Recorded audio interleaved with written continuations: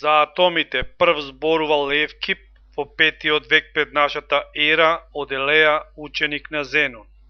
Атомистичкото учење го развил Демокрит, кој живеел од 460 година до 370 година пред нашата ера од Абдера.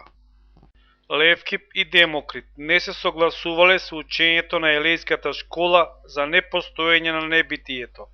Тие сметале дека има небитие, а тоа е празниот простор кој овозможува да има движење на битието.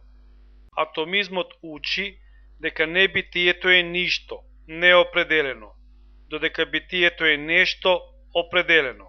Зборот атом значи томос, неделиво, неделиво. Постојат различни атоми во различни форми, големини, квалитети, положба. Настанувањето на светот започнува со движење на атомите кои се судираат и така настанува првичниот вител во кој атомите може да се поврзуваат на разни начини, со што постојат безброј светови. Постојат неколку вида на суштества. Суштества кои владеат, богови, суштества со кои се владее, но и тие владеат, луѓето, и суштества над кои се владее, животните. Човекот представува микрокосмос, свет во мало. Во него владее разумот.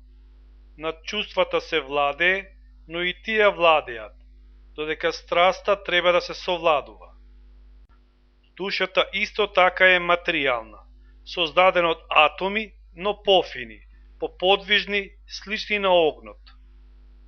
Сознанието започнува со восприемање на сликите од надвор. Од предметите се оделуваат малечки сликички, кои ни сетилата влекуваат во нас и создаваат одредена представа. Тоа сознание е темно, а само разумот дава вистинско сознание. Најголемото добро за Демокрит е ефтимија, духовна ведрина, животна радост. Главниот метод за постигнување на ефтимија е мерата, умереност во барањата.